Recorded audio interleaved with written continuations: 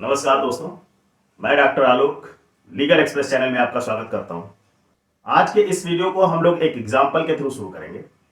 जैसे कि अगर किसी भी इंडिविजुअल को पुलिस किसी भी क्राइम के अगेंस्ट में अरेस्ट करती है और अरेस्ट करने के बाद उसको लॉकअप में 3 दिन, 4 दिन, 6 दिन, 8 दिन तक रखती है और उसको मजिस्ट्रेट के सामने प्रोड्यूस नहीं करती है, तो क्या ये लॉ के अंतर्गत है? क्या विधि उसको ऐसा करने के लिए कोई व्यवस्था देती है? ऐसे में क्या किसी इंडिविजुअल का फंडामेंटल राइट्स वायलेट नहीं हो रहा है? बिल्कुल हो रहा है। लॉ ये कहती है कि जब भी किसी क्राइम के अगेंस्ट में किसी भी इंडिविजुअल को अरेस्ट किया जाए तो उसको 24 घंटे के अंदर मजिस्ट्रेट के सामने प्रस्तुत किया जाए और मजिस्ट्रेट डिसाइड करेगा कि उस इंडिविजुअल के क्या दोष हैं और उसके साथ क्या किया जाए, उसको छोड़ दिया जाए या उसको अभी कुछ और दिनों तक जो है अरेस्टेड रखा जाए, ये मजिस्ट्रेट डिसाइड करता है। तो अगर पुलिस किसी भी इंडिविजुअल को अरेस्ट करने के बाद उसको अपने लॉकअप में, थाने में बिना मजिस्ट्रेट को प्रोड्यूस किए 2 दिन, 3 दिन, 4 दिन या उससे अधिक रखती है, तो ऐसे में उस इंडिविजुअल का फंडामेंटल राइट्स वायलेट हो रहा है। तो क्या इस इंडिविजुअल के फंडामेंटल राइट्स को वायलेट होने से बचाया जा सकता है? क्या हमारा संविधान कोई इस तरह की व्यवस्था देता है जिससे कि हम अपने फंडामेंटल राइट्स को प्रोटेक्ट कर सकें? बिल्कुल, इसके बारे में हम लोग बात करेंगे। कॉन्स्टिट्यूशनल रेमेडीज क्या हैं और हमारे संविधान में क्या क्या कॉन्स्टिट्यूशनल रेमेडीज दी गई हैं जिससे कि किसी भी इंडिविजुअल के फंडामेंटल राइट्स को प्रोटेक्ट किया जा सकता है। Protection of fundamental rights has been discussed in 4 articles. 4 articles में फंडामेंटल राइट्स के प्रोटेक्शन के बारे में बात की गई। सबसे पहले हम लोग बात करेंगे आर्टिकल 13 की, जो कि जुडिशियल रिव्यू के बारे में बात करता है। आर्टिकल 359 ये कहता है कि जब कोई इमरजेंसी होगी तभी केवल आपके फंडामेंटल राइट्स को कर्टेल किया जा सकता है। आर्टिकल 32 और आर्टिकल 226 ही आज हमारे वीडियो का मेन टॉपिक है कि आर्टिकल 32 और आर्टिकल 26 क्या है, इसके अंतर्गत कौन कौन से कॉन्स्टिट्यूशनल रेमेडीज हैं और क्या पावर्स हमारे हायर कोर्ट या हाई कोर्ट या सुप्रीम कोर्ट को दी गई हैं। तो आज इस वीडियो में हम लोग बात करेंगे आर्टिकल 32 और आर्टिकल 226 और इसके अंतर्गत क्या रिट्स हैं जो हमारी कोर्ट जारी करती हैं ताकि हमारे फंडामेंटल राइट्स के वायलेशन से रोका जा सके। तो आइए शुरू करते हैं वीडियो।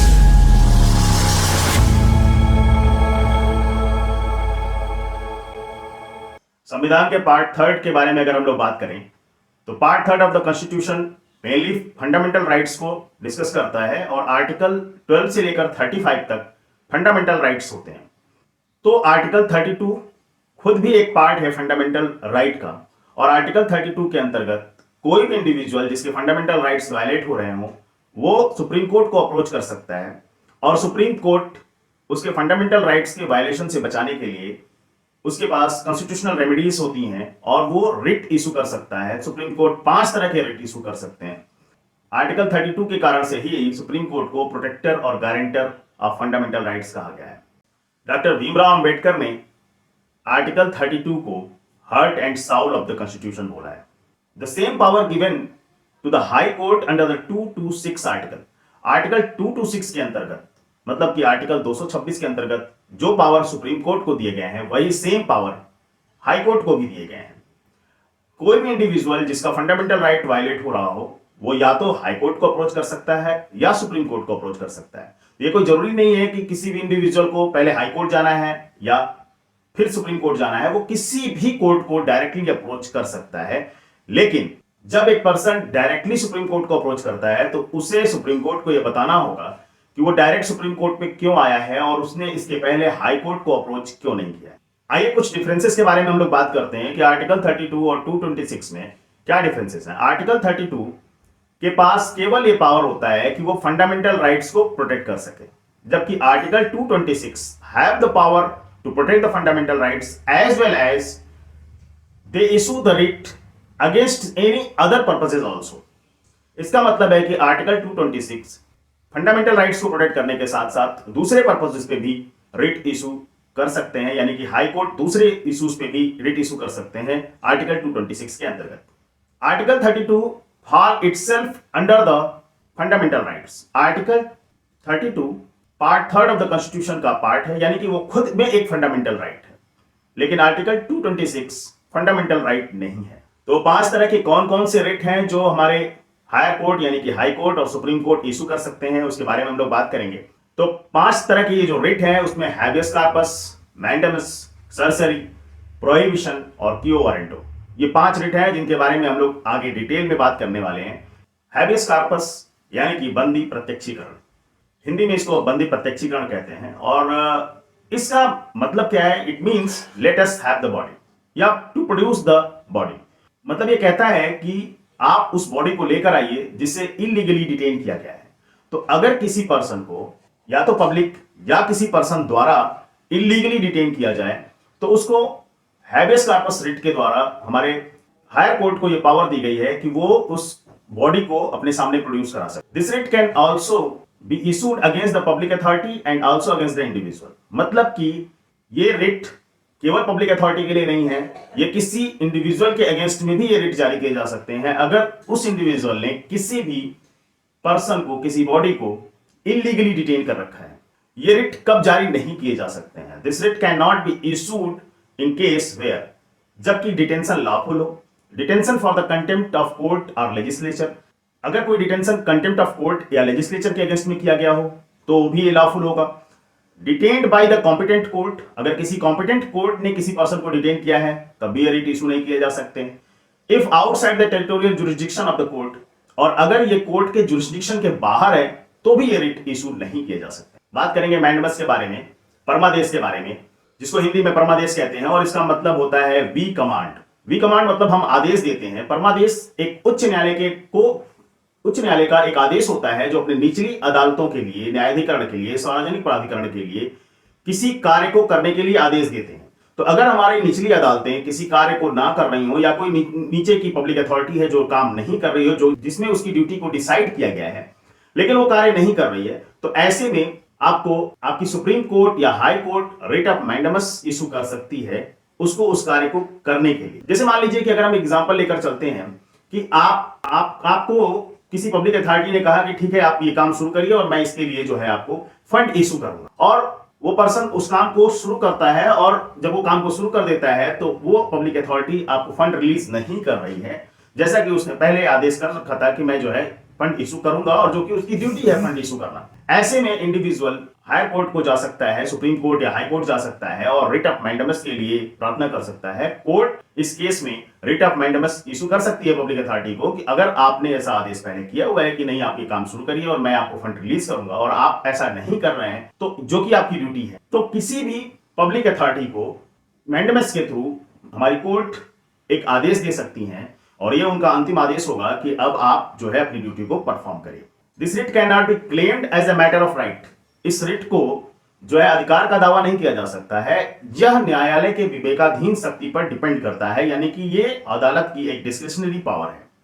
सरसरी यानी कि उत्प्रेषण लेख, इसका मतलब होता है it means to be certified और टू बी इन्फॉर्म्ड, यानी प्रमाणित होना या सूचित होना। तो अगर हमारे लोअर कोर्ट के द्वारा कोई भी ऑर्डर पास कर दिए जाते हैं किसी भी केस के अगेंस्ट में और वो लगता है कि वो जो है या तो उसके जुरिस्डिक्शन के बाहर है या एक्सेस ऑफ जुरिस्डिक्शन है या उसके अधिकार क्षेत्र में नहीं आता है या किसी नेचुरल लॉ के अगेंस्ट में है, तो ऐसे में हमारी हाई कोर्ट उस ऑर्डर को क्वैश कर सकती है या कह सकती है कि आप उस केस को हमारे पास डायरेक्टली ट्रांसफर कर दें। तो ये सरसरी जो है हमेशा तब लागू होते हैं जब कोई आदेश लोअर कोर्ट के द्वारा लॉ के अगेंस्ट में होता है। सरसरी के साथ हम लोग प्रोहिबिशन के बारे में बात करते हैं। प्रोहिबिशन यानी कि प्रतिषेध, इसका मतलब होता है फॉरबिड और टू स्टॉप, किसी चीज को रोक देना, मना करना। लोकप्रिय रूप से स्थगन आदेश के रूप में इसको जाना जाता है, यानी कि स्टे ऑर्डर के रूप में इसको जानते हैं। ये कब हो सकता है कि जैसे कि आपने पीछे देखा कि सरसरी में जब कोई आदेश पास हो जाता है और उसके बाद उस आदेश को हमारी हाई कोर्ट क्वैश कर सकती है, लेकिन यहां पर अगर कोई मामला ऑलरेडी चल रहा है और वो लॉ के अगेंस्ट में है, यानी कि जुरिस्डिक्शन नहीं है उस कोर्ट के पास या एक्सेस ऑफ जुरिस्डिक्शन है या अनलॉफुल कोई काम हो रहा है, तो काम होने के समय यानी कि काम होने से पूर्व या आदेश होने से पूर्व writ of prohibition high court या सुप्रीम कोर्ट इशू कर सकती हैं और उस निचली अदालत को उसके कार्य करने से रोक सकती हैं कि ये जो आप काम कर रहे हैं ये अनलॉफुल है और ये लॉ के अंतर्गत नहीं आता है। तो ये डिफरेंस है सरसरी और प्रोहिबिशन में। तो सरसरी और प्रोहिबिशन में जैसे कि आपने एक वर्ड सुना होगा, prevention is better than cure. तो पी से प्रिवेंशन है और वो है प्रोहिबिशन, यानी कि कोई रोग हो जाए उससे पहले उसको रोक दिया जाए, दैट इज कॉल्ड प्रोहिबिशन। और सरसरी क्योर में आता है कि यहां पे ऑलरेडी कोई इस तरह के आदेश हो चुके हैं जो कि अनलॉफुल थे, और उसको क्योर करना सरसरी के अंतर्गत आता है। फिफ्थ रेट है हमारा रेट ऑफ क्यू वारंटो, अधिकार परीक्षा। इसका मतलब है किस वारंट से या किस अधिकार से इस रिट के माध्यम से न्यायालय किसी सार्वजनिक पद पर आसीन व्यक्ति को यह दिखाने के लिए कह सकता है कि वह किस अधिकार के तहत उस पद पर तैनात है। यदि यह पाया जाता है कि वह व्यक्ति उस पद पर रहने के हकदार नहीं है तो उसे उस पद से हटाया जा सकता है। तो जैसे मान लीजिए कि इसको एक एग्जांपल से समझते हैं कि अगर पब्लिक अथॉरिटी में जो रिटायर होने की उम्र है वो 60 ईयर्स है और कोई पर्सन 62 ईयर्स तक 63 ईयर्स तक उसी पद पर बना हुआ है और अपने पद को छोड़ नहीं रहा है, तो ऐसे में writ of quo warranto higher court से जो है जारी किए जा सकते हैं और उससे पूछा जा सकता है कि आपकी एज 63 हो गई और रिटायरमेंट की एज 60 ईयर्स है और आप फिर भी इस पद पे किस हक से पड़े हुए हैं, किस हक से आपने इस पद को रखा हुआ है। अगर ये अनलॉफुल है और अगर ये पाया जाता है कि नहीं उसने जो है गलत तरीके से इस पद पे जो है आसीन है, तो उसको उस पद से हटाया भी जा सकता है। तो इसी के साथ धन्यवाद। मुझे उम्मीद है कि आपको ये वीडियो अच्छा लगा होगा और आपको आज आर्टिकल 32 और आर्टिकल 226 के अंतर्गत किसी भी इंडिविजुअल के पास क्या रेमेडीज हैं और कोर्ट्स के पास क्या पावर हैं ये समझ में आया होगा। अगर आपको वीडियो अच्छा लगा तो अपने लाइक और कमेंट जरूर करें। धन्यवाद।